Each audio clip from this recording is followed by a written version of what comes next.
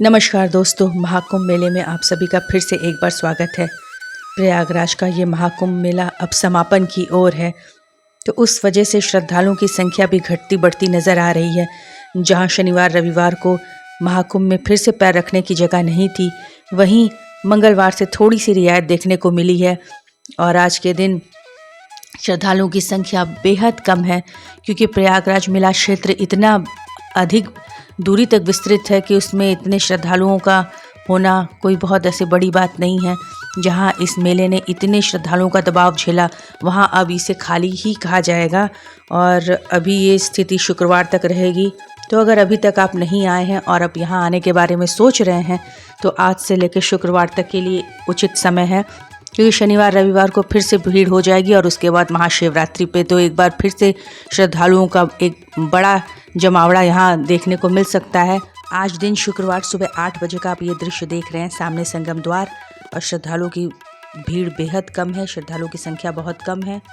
तो आप यहाँ पे बहुत ही आराम से आके अपने परिवार के साथ महाकुंभ यात्रा पूरी कर सकते हैं। साथ में ही अब वाहनों को भी यहाँ तक आने दिया जा रहा है, तो आपको बहुत पैदल नहीं चलना पड़ेगा। हाँ, तब भी 4-5 किलोमीटर तो आपको चलना ही पड़ेगा, क्योंकि पहले जहाँ 20-20, 25-25 किलोमीटर चलने पड़ रहे थे, उसके सामने ये 4-5 किलोमीटर बहुत कम है और मेला क्षेत्र में चलते चलते ही आपको पता भी नहीं चलेगा।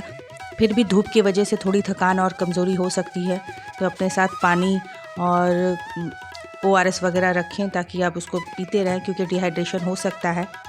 मेला क्षेत्र में पहुंचने के लिए अगर आप ट्रेन से या किसी निजी वाहन से भी आ रहे हैं, जिसे आप पार्किंग में खड़ी करके मेला क्षेत्र में आना चाहते हैं, तो आपको ई-रिक्शा वगैरह आसानी से मिल जाएगा। बस जाते समय थोड़ी दिक्कत हो सकती है, क्योंकि जाते समय ये आसानी से नहीं मिलते और साथ में गीले कपड़े होने से भार थोड़ा और बढ़ जाता है। ये संगम द्वार देखिए, अब यहीं से असली भीड़ दिखेगी, जो भी इस समय भीड़ है, क्योंकि इसके पहले तक तो सारे लोग पूरे मेले क्षेत्र में थे, लेकिन अब यहाँ पे आपको श्रद्धालुओं की महाकुंभ में डुबकी लगाने वालों की भीड़ मिलेगी, क्योंकि भीड़ कम होने की वजह से सारे लोग अब यहीं पे आके अपनी डुबकी लगाना चाह रहे हैं। और जब भीड़ बहुत होता है तो वो गंगा यमुना के पर बने घाटों पर भी डुबकी लगाकर चले जाते हैं। तो अब यहाँ से मेन आपको भीड़ देखने को मिलेगी।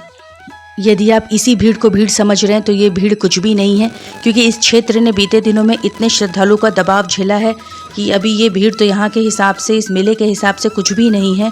और ये श्रद्धालुओं की संख्या एक बार फिर से बढ़ती हुई नज़र आएगी शनिवार रविवार और महाशिवरात्रि के पर्व पर। तो यदि अभी तक आप नहीं गए हैं, तो ये बहुत अच्छा समय है अपने परिवार के साथ जाने का, क्योंकि सबसे बड़ी बात यह है कि अभी आपको भीड़ भी नहीं मिलेगी और दूसरा आपको पैदल भी बहुत कम चलना पड़ेगा। जहां लोग 20-20, 25-25 किलोमीटर चल रहे थे, अब वहीं आपको सिर्फ 4 से 5 किलोमीटर की ही यात्रा में आप महाकुंभ स्नान अपना पूरा कर सकते हैं। श्रद्धालु कितने आराम से फ़ोटो खिंचवाते हुए, आराम से चलते हुए दिख रहे हैं। कोई भीड़ की वजह से किसी तरह का दबाव नहीं है, किसी तरह की जल्दबाजी नहीं है। बस सबसे बड़ी दिक्कत है वो मौसम की। तो जब आप यहाँ आएँ, अपने साथ कम से कम सामान लाएं, ताकि आपको कम चलना पड़े और कृपा करके ऐसी गंदगी ना मचाएं। हम ही स्वच्छता की बातें करते हैं, उसके बाद हम ही अपने देश में ऐसी गंदगी मचा देते हैं। ये तो गंगा माँ का पावन तट है, यहाँ आके लोग अपने तन के, अपने मन के मैल को दूर करते हैं, और आप इस तरह का अगर मैल फैला के जाएंगे तो फिर कैसे चलेगा। और ये देखिए, मेले क्षेत्र में फिर से मैं आपको ले चलती हूँ। ये सुबह 9 बजे का दृश्य, श्रद्धालु की संख्या बेहद कम, मतलब इतनी संख्या तो ना भी हो तो फिर पता भी नहीं चलेगा कि आप मेले क्षेत्र में हैं।